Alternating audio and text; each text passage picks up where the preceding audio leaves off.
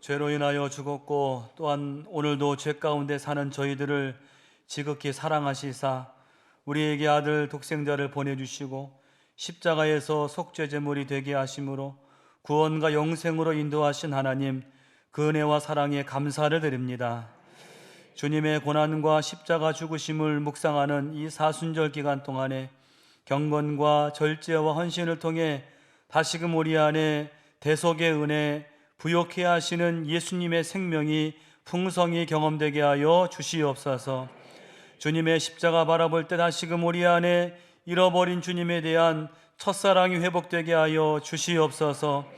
주님이 참으신 십자가의 고난 묵상할 때 오늘 우리가 당하는 모든 고난이 녹아지게 하여 주시옵시고 기쁨과 감격으로 나아가게 하여 주시옵소서.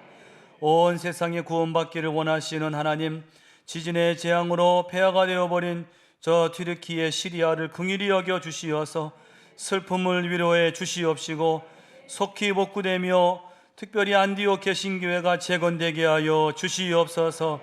슬픔 속에 믿음을 지키는 안디옥 교회의 성도들을 온전히 지켜 주시옵소서. 시대의 고비와 위기 때마다 우리 광림교회를 통해 구원의 큰 역사 이루신 하나님, 어두워지고 소망을 잃은 이 시대에 주의 복음의 사명을 잘 감당하는 제단 되게 하여 주시옵소서. 세워주신 안희 목사님, 성령과 지혜로 충만케 하시사 기도하시고 행하시는 비전들마다 하나님 나라 지경이 넓어지고 세계의 귀감이 되는 우리 제단 되게 하여 주시옵소서. 우리 교회 여러 기관과 부서들을 허락하셨사오니 모든 지체들이 뜨겁게 모이며 전도의 사명 온전히 감당케 하여 주시옵소서. 뜨거운 구령의 열정을 가지고 이번 총력 전도에 큰 열매를 맺게 하여 주시옵소서. 특별히 우리 교회에 세우신 임원들이 모든 신앙과 삶과 헌신의 본이 되게 하시고 교회 속에 작은 교회들인 속회들을 축복하셔서 놀랍게 부흥되게 하여 주시옵소서. 속회로 모일 때에 성령이 임하셔서 은혜와 치유와 응답의 장이 되게 하여 주시옵소서. 우리 속회에 세우신 속회 지도자들, 속장님들 강한 손으로 붙들어 주시옵소서. 속도원들을 말씀과 사랑과 인내로 돌보게 하시고 성령으로 연합되게 하여 주시옵소서. 부진한 속회들 또 불참 속회들이 이제는 뜨겁게 모이게 하시고 불같이 부흥되게 하여 주시옵소서. 속회에서 두세 사람이 모여 기도할 때 기도 응답의 역사와 치유의 역사가 있게 하여 주시옵소서. 오늘 이렇게 이른 아침 주의 전을 사모하고 말씀의 은혜 갈급하여 여기 나온 주의 모든 종들을 기억하시고 들려지는 말씀이 마음에 심어지고 경험되어지게 하여 주시옵소서. 그 경험한 은혜를 이번 주간에 속도원들과 나눌 때에 큰 역사 있게 하여 주시옵소서. 이 모든 것 감사드리면서 예수님의 이름으로 기도하옵나이다. 아멘. 할렐루야. 오늘 하나님 말씀 보시겠습니다. 시편 7편 1절로 7절 말씀입니다.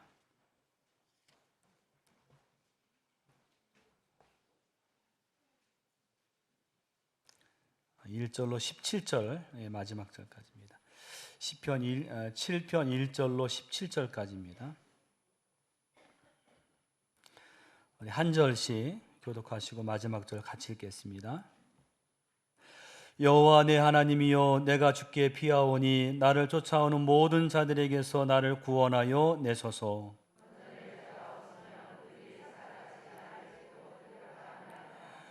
여호와 내 하나님이여, 내가 이런 일을 행하였거나 내 손에 죄악이 있거나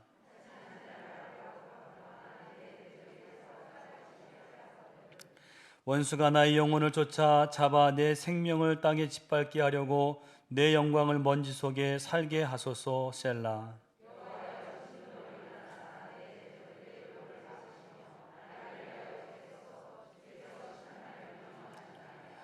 민족들의 모임이 주를 두르게 하시고 그 위 높은 자리에 돌아오소서.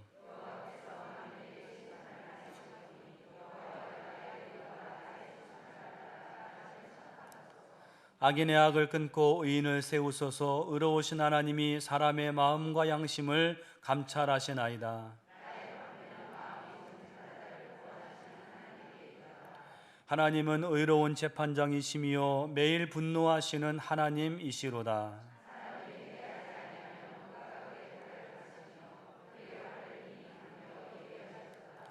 죽일 도구를 또한 예비하시며 그가 만든 화살은 보라살이로다.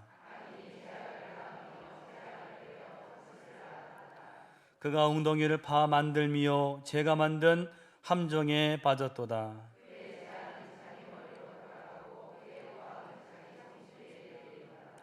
내가 여호와께 그의 의를 따라 감사하며 지존하신 여호와 이름을 찬양하리로다. 아멘. 할렐루야. 오늘 이 속회 지도자 교육에 오신 여러분들을 다 진심으로 환영합니다. 우리 옆 사람 보시면서 잘 오셨습니다. 큰 은혜가 있을 줄로 믿습니다. 인사하겠습니다. 우리가 이 신앙생활 하다 보면 예배도 많고 또 교회 모임도 많습니다. 그래서 어떤 때는 귀찮기도 하고 또 때로는 꾀가 날 때도 있지요. 오늘 여러분들 교회 오실 때 어떤 마음으로 오셨습니까? 막 사모하는 마음으로 오신 분도 있을 거고, 오늘은 좀 쉬고 싶은데 그런 마음으로 오신 분도 있을 텐데, 그럼에도 여러분 오늘 이 자리에 오신 것은 정말 잘하신 일인 줄로 믿습니다. 바라기는 여러분이 드리는 모든 예배가 하나님이 받으시는 예배가 되시기를 축원합니다. 여러분이 모이는 모든 교회 모임들이 하나님이 기억하시는 모임이 되시기를 축원합니다. 하나님이 받으시는 예배의 조건은 하나입니다. 하나님이 어떤 예배를 받으시는가, 하나님이 어떤 모임을 기억하시는가, 하나님을 향해서 우리의 마음이 온전히 향해 있을 때 하나님이 그 예배를 받으시는 줄로 믿습니다.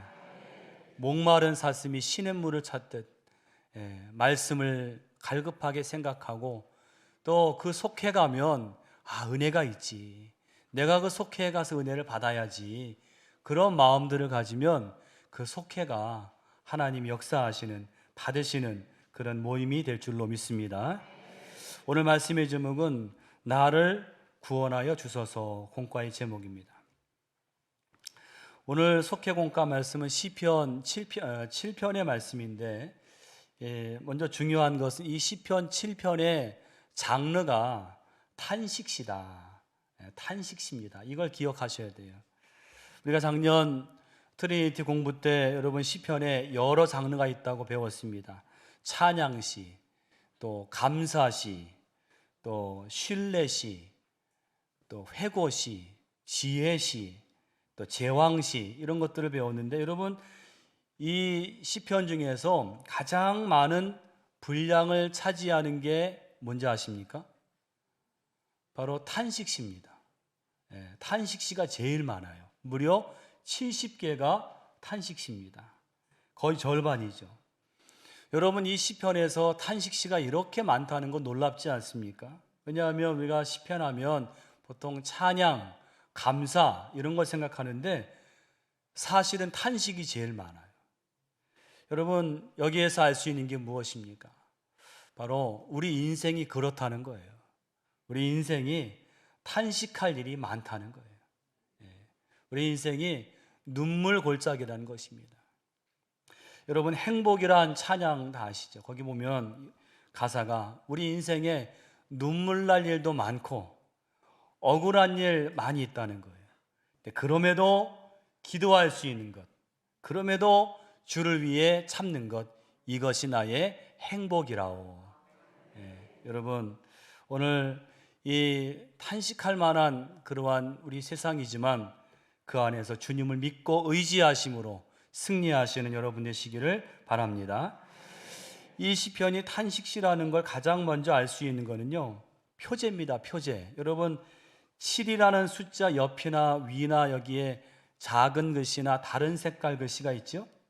거기 뭐라고 되어 있습니까? 먼저 다윗의 시가연. 시가연이라는 말은 슬픔의 노래, 애가, 그걸 말해요. 슬픔의 노래를 뜻하는 음악 용어입니다. 그래서 이 시가연이라는 노래는 저도 들어보진 않았지만 일상적인 리듬이 아니라 굉장히 파격적으로 연주한다 그래요. 마치 슬픔과 괴로움을 그 연주에 담아서 쏟아내는 듯한 그런 아주 열광적인 그런 연주라고 합니다. 오늘 이 다윗은 이 시편에서 과연 어떤 곤경과 괴로움을 당했기에 이런 탄식을 했는가? 오늘 다윗이 당한 이 곤경과 괴로움을 추측해 볼 수 있는 단서가 하나 있는데, 여러분 표제에 보면 시가연이라는 말 뒤에 뭐라고 되어 있습니까? 베냐민인 구시의 말에 따라 여호와께 드린 노래. 이게 중요한 단서예요. 베냐민인 구시. 이 베냐민인 구시라는 것은, 구시는 사람 이름이고요, 베냐민 사람이라는 거예요. 베냐민 사람 구시. 여러분 이스라엘 역사 가운데 베냐민 대표적인 출신이 누구죠? 사울 왕이에요. 그래서 베냐민 사람 구시라는 말은 그 안에 어떤 뜻이 있는가 하면 사울의 아주 가까운 친족이라는 거예요. 이 구시라는 사람이. 그런데 이 베냐민 사람 구시의 말로 인해서 오늘 다윗이 엄청난 곤경과 괴로움을 당했다는 거예요. 아마도 이 구시가 사울과의 가까운 관계를 이용해서 악한 말로 이간을 시키고 모함을 해서 다윗을 곤경에 빠뜨리지 않았는가. 여러분, 이 사람이 악한 말로 헐뜯고 모함하는 것만큼 사람을 괴롭히는 게 없습니다. 정말 괴롭지요. 이 말이란 거는 칼날이 있는 것도 아닌데, 말에 칼날이 없잖아요. 그런데 우리 마음을 후비고 그리고 뼈를 마르게 하는 게, 그게 모함입니다. 어떤 목사님이 새로운 교회에 부임을 하셨어요.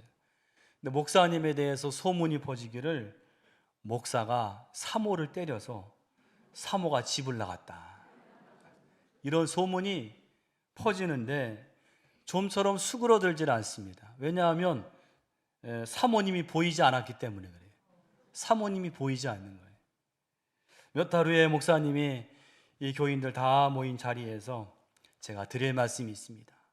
많은 분들이 제가 제 아내를 때려서 집을 나갔다는 그런 말을 하는데, 제가 드릴 말씀이 있습니다. 첫 번째는, 제가 아내를 때린 건 사실이 아닙니다. 저는 그런 적이 없습니다. 두 번째로, 제 아내가 집을 나간 것도 사실이 아닙니다. 마지막 세 번째는, 저는 아직 결혼을 안 했습니다. 결혼도 하지 않았는데 무슨 아내가 있고, 정말 악한 말로 이 모함하는 거는요, 참 괴롭습니다. 다윗이 이런 일을 많이 당했어요. 여러분, 다윗 일생에 가장 곤고하고 괴로웠던 시기가 언제죠? 이 교재에도 보면 나오는데, 사울 왕이요, 이 다윗을 죽이려고 10년 동안 쫓아다녔어요. 그래서 사무엘상 21장 22장에 보면 이 다윗이 사울을 피해서 놉이라는 땅, 놉 땅에 피신하게 되는데, 다행히 거기서 제사장 아히멜렉의 도움을 받아요. 이 아히멜렉이 제사장만 먹을 수 있는 진설병을 내어줘서 다윗이 그걸 먹고, 그리고 이제 골리앗의 그 칼을 또 얻습니다. 근데 마침 그때 거기 누가 있었는가 하면 사울 왕의 신하 도액이라는 자가 거기에 있었어요. 이 도액은 에돔 사람인데, 이가 성막에 온 건 아마 할례를 받기 위함이거나 제사를 위해서 왔을 것입니다. 신앙의 목적을 가지고 왔기 때문에 아무도 이 도액을 의심하지 않았을 거예요. 나중에 사울 왕이 다윗을 잡고자 혈안이 되었을 때 이 도액이 밀고를 하는 거예요. 아히멜렉 제사장이 그 다윗에게 음식도 주고 골리앗에 칼도 주었다, 밀고를 합니다. 그 말에 사울이 분노에 휩싸여 가지고 그 놉 땅에 사람들을 보내서 제사장 85명과 성읍 사람들을 다 죽여버립니다. 다 몰살시켜버려요. 그러니까 이 도액의 말 한마디와 행동이 이 다윗과 사울 사이를 이간을 시키고 엄청난 비극을 불러왔을 뿐만 아니라 다윗에게 큰 상처를 준 것입니다. 아마도 오늘 이 베냐민 사람 구시의 말로 인한 이 곤경과 괴로움도 이와 비슷한 일이 아닐까 생각합니다. 오늘 우리가 주목할 것은 다윗이 오늘 사람의 간교한 말로, 악한 말로 이 곤경을 겪고 이 괴로움을 당할 때 그가 어떤 자세를 취했느냐. 다윗은 어떻게 했을까요? 오늘 다윗은 탄식을 했어요. 탄식을 했어요. 그런데 중요한 건 그 탄식이 사람 앞에서 탄식이 아니라 하나님 앞에서 탄식을 했다는 거예요. 여러분, 우리 1절과 2절 말씀을 다시 한번 우리 읽어보겠습니다. 1절 2절 말씀 같이 읽습니다. 여호와 내 하나님이여, 내가 주께 피하오니 나를 쫓아오는 모든 자들에게서 나를 구원하여 내소서. 건져낼 자가 없으면 그들이 사자같이 나를 찢고 뜯을까 하나이다. 아멘. 하나님 앞에 탄식을 했어요. 여러분, 사람 앞에서 하는 탄식은 아무 유익이 없습니다. 사람 앞에서 탄식하면 그저 속만 상하고요, 듣는 사람도 기분 안 좋아요. 그러나 하나님 앞에서 탄식을 하면 그 탄식이 기도가 되는 줄로 믿습니다. 더 귀한 것은 하나님 앞에 탄식을 하면 하나님이 그 탄식을 들으신다는 거예요. 여러분, 예수님께서도 십자가상에서 탄식을 하셨죠. 예수님 뭐라고 탄식하셨어요? 엘리 엘리 라마 사박다니. 탄식입니다. 나의 하나님 어찌하여 나를 버리셨나이까. 탄식이죠. 그런데 그 탄식을 하나님 앞에 드렸을 때에 하나님이 그 탄식을 다 들으시고 하나님께서 예수님을 도와주신 줄로 믿습니다. 여러분, 우리도 기도할 때 탄식으로 기도할 때가 있죠. 어떨 때 말도 안 나오지요. 여러분, 로마서 8장 26절에 보면 우리 대신 누가 탄식으로 기도하신다고요? 성령께서. 로마서 8장 26절 보면 이와 같이 성령도 우리 연약함을 도우시나니 우리가 마땅히 기도할 바를 알지 못하나 오직 성령이 말할 수 없는 탄식으로 우리를 위하여 친히 간구하시느니라. 탄식으로 기도할 때가 있어요. 그런데 하나님이 그 탄식을 들으시면 어떻게 됩니까? 마음에 평안이 오고 상황이 변화가 되고 문제가 물러가고 구원이 임하는 줄로 믿습니다. 여러분, 그러니까 탄식하려거든 또 불평을 하시려거든 하나님 앞에서 하시기 바랍니다. 그러면 열매가 있어요. 오늘 이 다윗이 이 탄식의 기도를 통해서 어떻게 그의 신앙을 지켰는가 함께 세 가지로 은혜를 나누기 원합니다. 첫 번째로는 역경 가운데 하나님을 찬양했다. 여러분, 그 지도자 교환에 나오지요? 무엇 가운데 하나님을 찬양했다고요? 역경 가운데. 여러분, 시편 7편이 아까 말씀드린 대로 탄식시인데요, 놀라운 건 마지막 17절 다윗의 고백이에요. 우리 17절 말씀 다윗이 뭐라고 고백합니까? 함께 읽습니다. 내가 여호와께 그의 의를 따라 감사하며 지존하신 여호와 이름을 찬양하리로다. 아멘.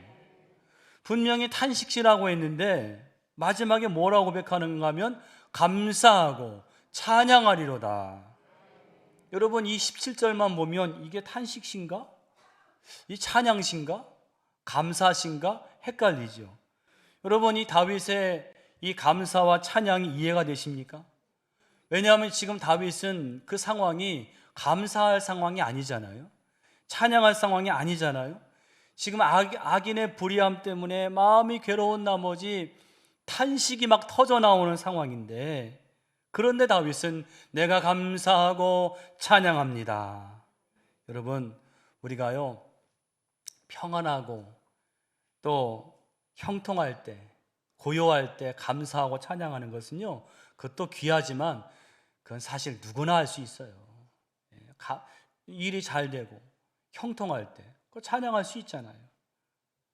근데 반대로 마음이 슬프고 괴롭고 문제가 있고 역경이 다가오고 마음이 무너질 때, 그때 감사하고 하나님을 찬양하는 것은 하나님이 기뻐하시는 감사요 찬양인 줄로 믿습니다.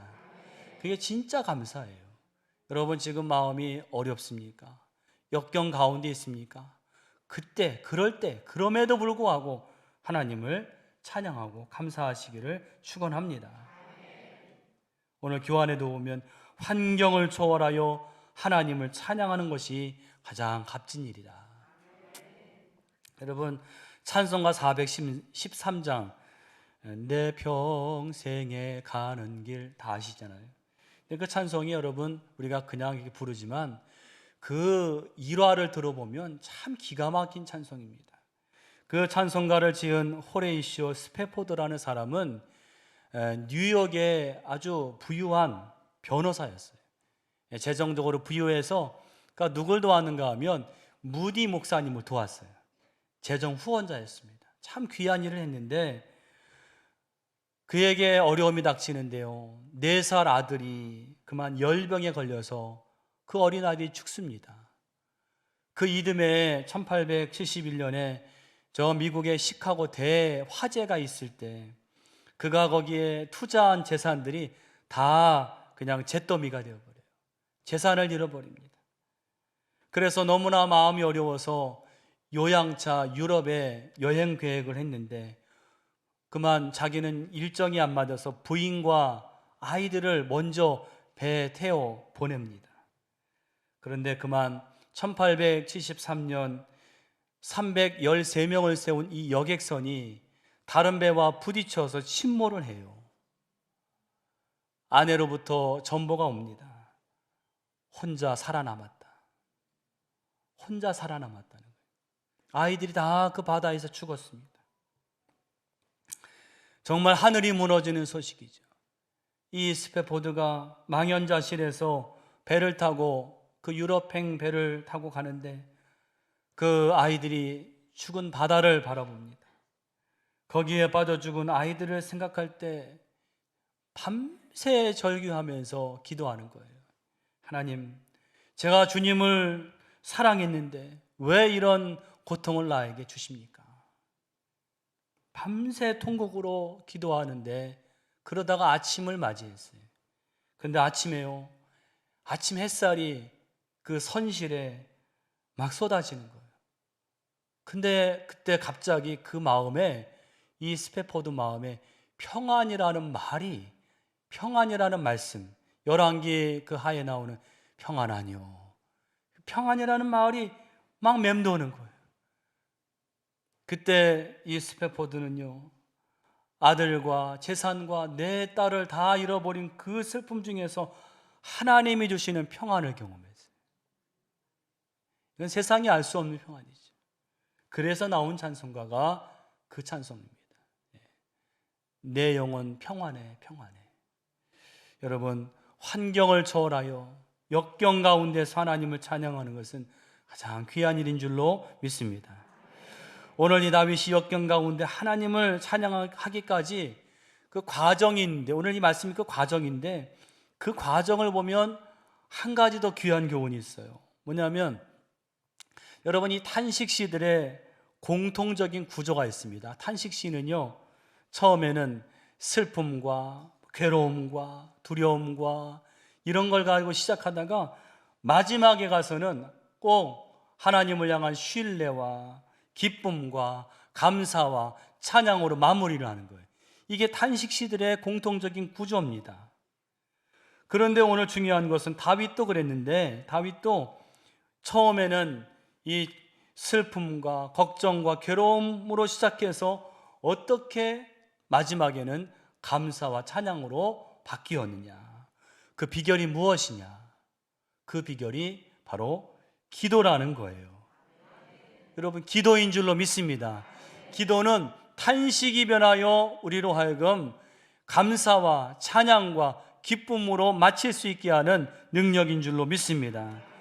여러분, 어떤 문제가 있을지라도 간절히 기도하면 하나님은 그것을 찬양과 감사로 바꾸시는 줄로 믿습니다. 여러분, 그 좋은 예가 있어요. 바로 사무엘 선지자 한나 아시죠?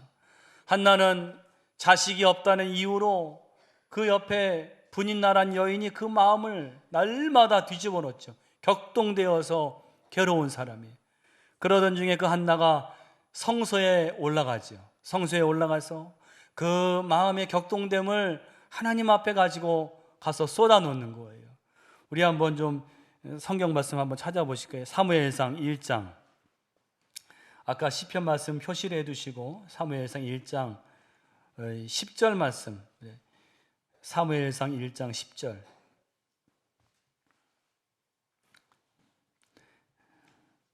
한나가 어떻게 기도했는가?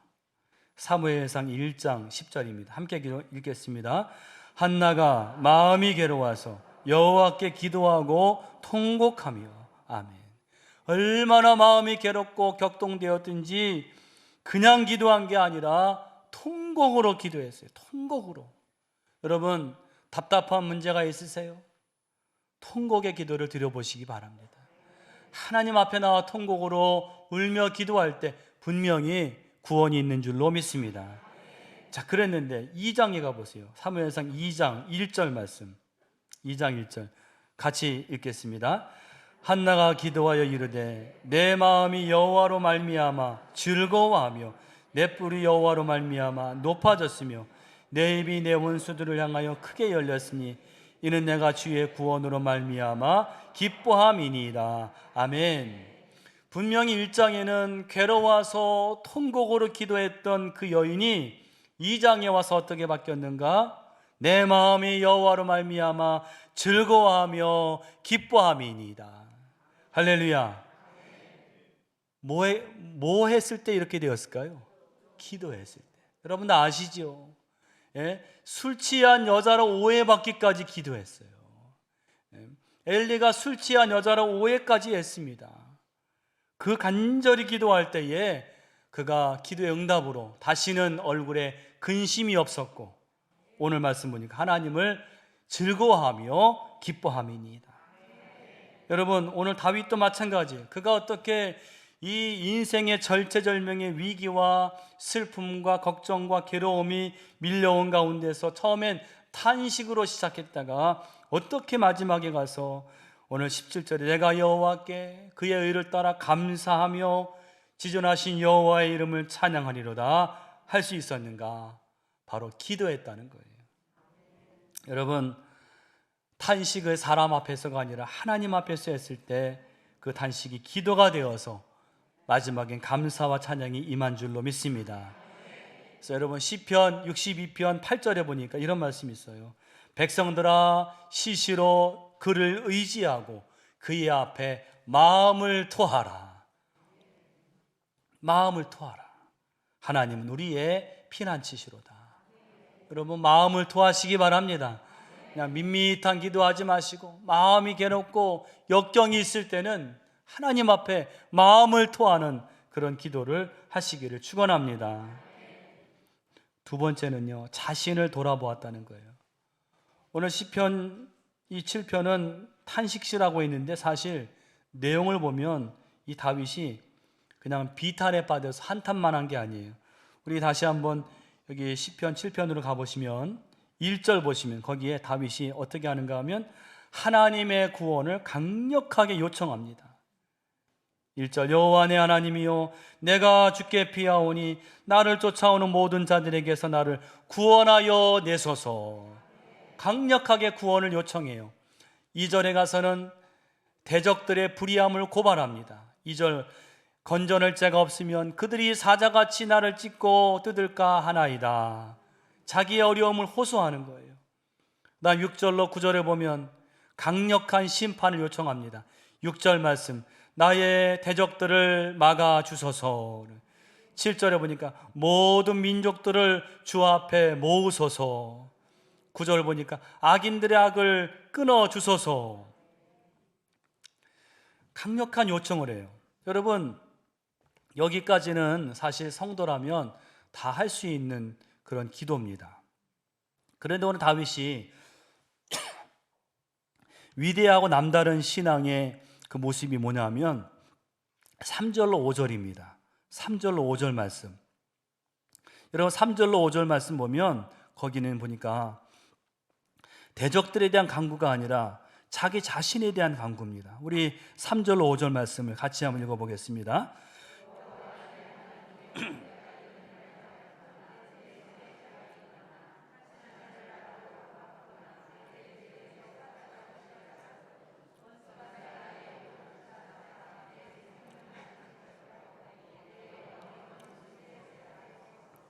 네, 여기 보니까 내가 이런 일을 행하였거나 내 손에 죄악이 있거나 또 내가 화천한 자를 악으로 갚았거나 내 대적에게서 까닭없이 빼앗았거든. 여러분, 무엇입니까? 지금 다윗은 대적들의 악을 고발하면서 그 악을 끊어달라고 심판을 해달라고 하기 전에 그보다 먼저 자기 자신을 돌봤다는 거예요. 하나님, 나는 어떻습니까? 시선을 밖으로만 돌리는 게 아니라 내 안쪽으로 돌려서 혹시 나에게 그런 악함은 없나요? 혹시 내가 무고하게 다른 사람을 괴롭힌 적은 없나요? 내가 선을 악으로 갚은 것은 없었나요? 나를 돌아보면서 나에게 그런 게 있다면 나를 보라고 심판해 달라고 기도하는 거예요. 여러분, 이게 너무나 성숙하지 않습니까? 사람은 다 누구나 괴로울 때 다 다른 사람이나 외부에 거기에 비난의 화살을 돌릴 때가 많죠. 내가 고통받는 건 저 사람 때문이고, 내가 이렇게 어려운 건 저 환경 때문이고, 그리고 더욱이 타인을 이렇게 볼 때 내 잣대를 가지고 판단하고 정죄하죠. 저 사람은 이래서 나쁘고 이 사람은 이래서 나쁘고. 얼마나 우리가 다른 사람의 흠과 티를 잘 찾는지 모릅니다. 여러분, 문제는 뭐예요? 그 잣대를 나에게는 잘 들이대지 않는 거예요. 나에게는. 다시 말해 나의 허물과 죄에 대해서는 너무나 관대하게 눈을 감는 거예요. 근데 오늘 다윗의 위대한 점은요, 하나님께 이 역경을 구원해 달라고 탄원하는 것도 중요하지만 위대하지만은 그들을 벌하고 심판해 달라고 하기 전에 나에게 죄가 없는지, 나에게 악한 것은 없는지 그걸 똑같이 바라보는 거예요. 이게 다윗의 위대한 점입니다. 여러분, 요즘 TV에서 그 부부간의 불화로 이혼 직전에 있던 부부들이 나와서 상담하는 프로그램이 있더라고요. 거기 보면 부부들이 다양한 사연을 갖고 나와서 각자의 입장을 얘기하는데 그 사연은 다른데요, 얘기 요지는 똑같아요.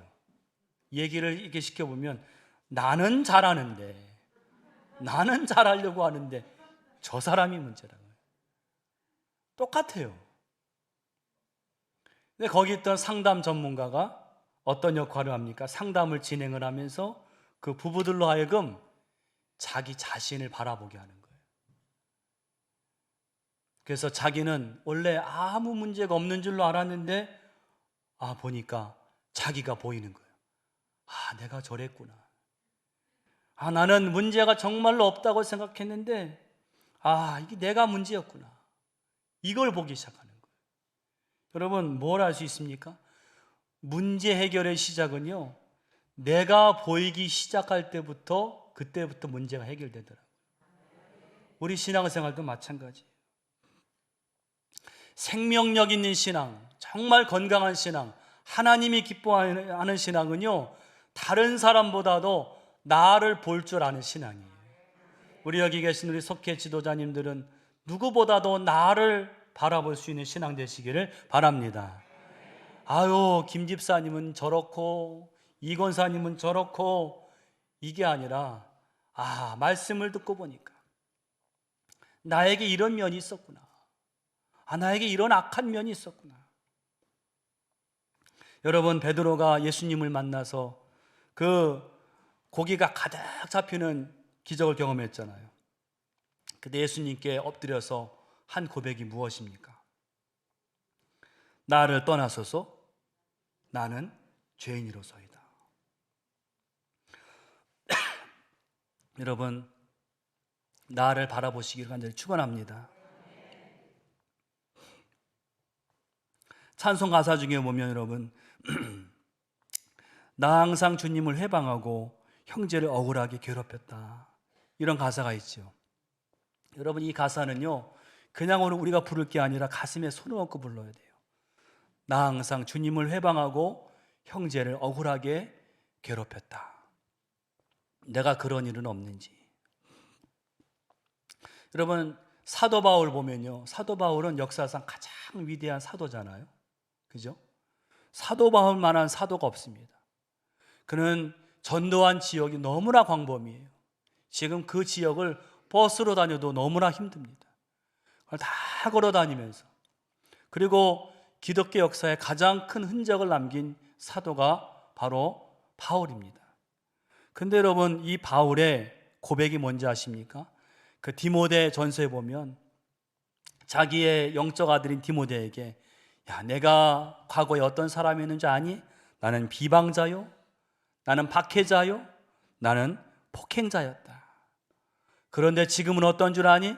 나는 죄인 중에 괴수다. 죄인 중에 죄인이라는 거예요. 여러분, 이것이 바로 그 위대한 사도 바울의 자기 인식입니다. 나는 죄인 중에 죄인이야.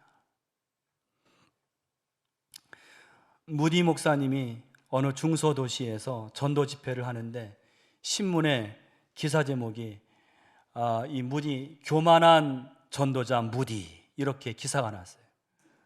그 유명한 그 무디 목사님인데, 근데 그 기사를 보고 이제 동역자들이 막 화가 났습니다. 이게 지금 홍보를 하는 건데 이렇게 교만한 전도자 무디라고 하니까 이건 너무하지 않습니까? 이건 인격 살인 아닙니까? 그때 무디 목사님 말하기를 이렇게 말했습니다. 이 사람들이 나를 잘 몰라서 그런 기사를 썼네요. 내가 어떤 사람인 줄 알았으면 절대 저렇게 안 씁니다. 나는 그보다 훨씬 더 교만한 인간이거든요. 그 무디 목사님의 자기 인식, 나는 그 신문에 난 기사보다 훨씬 더 교만한 사람이라. 여러분, 나를 볼 줄 아는 신앙인이 오늘 다윗처럼 성숙한 신앙인 줄로 믿습니다. 마지막 세 번째로, 하나님의 의를 바라보았다는 거예요. 여러분, 다윗은요, 이 곤경에 빠뜨린 대적들을 놓고 고발하면서 나를 구원해 달라고 했지만은 실상은 이 다윗은 그 대적들을 직접적으로 해하거나 원수를 갚지 않았습니다. 그 대표적인 예가, 여러분, 사울 왕이 다윗을 죽이려고 추격할 때에 2번이나 다윗이 사울을 죽일 기회가 있었어요. 그래서 여러분, 사무엘상 24장에 보면 다윗이 사울을 피해서 엔게디 광야에 있을 때 거기에서 이 동굴에서 다윗이 사울을 죽일 기회가 있었어요. 그때 그 신복들이 뭐라 그랬어요? 이건 하나님이 주신 기회입니다. 죽이소서. 다윗이 어떻게 했을까요? 사울의 옷자락을 가만히 뱄어요. 가만히 베가지고 나중에 사울에게 그걸 보여주었습니다. 사울이 울면서, 야, 네가 나보다 의롭다. 내가 잘못했다. 여러분, 다윗이 왜 사울을 죽일 기회에 안 죽였습니까? 여호와의 기름 부음 받은 자를 내가 해할 수 없다. 또 그 후에 이 사울이 또 다윗을 죽이러 이번에는 3,000명을 끌고 저 십이라는 광야에 갔을 때, 그때 사무엘상 26장에 보면 다윗이 밤에 그 진영에 들어갔더니 사울이 자고 있어요. 그때 또 부하들이, 하나님이 이 원수를 당신에게 넘긴 것입니다. 내가 단번에 창으로 죽이겠습니다. 라고 할 때 다윗이 뭐라고 했는가 하면, 아니야. 여호와께서 그를 치실 거다. 내가 죽이지 않겠다는 거예요. 여러분, 다윗의 신앙이 위대한 게 뭐냐면, 자기를 그렇게 신의 없이 죽이려고 했던 원수인데도 자기 손으로 해하지 않고 하나님께 맡긴 거예요. 여호와께서 그를 치실 것이다. 이 말은 내가 그를 칠 수 없다는 거예요. 그건 내가 할 일이 아니라는 거예요. 왜요? 하나님께서 금하셨기 때문에.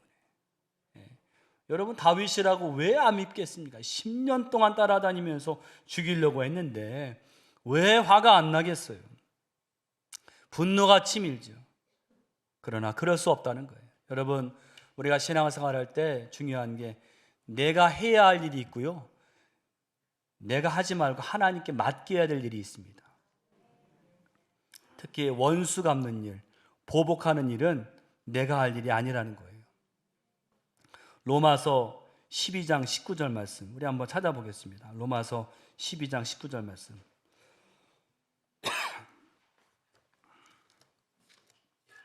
로마서 12장 19절 말씀.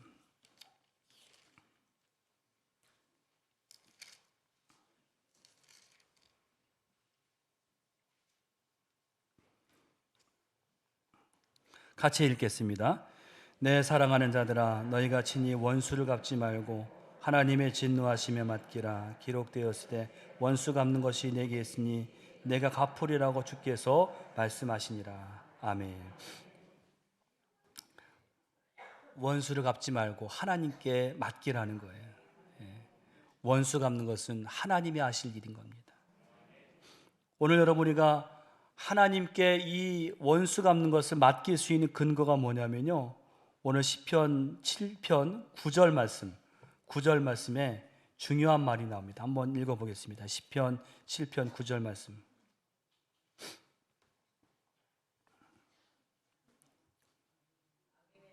함께 있습니다.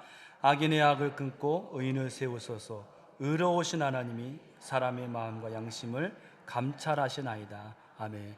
하나님이 어떤 하나님이시라고요? 의로우신 하나님.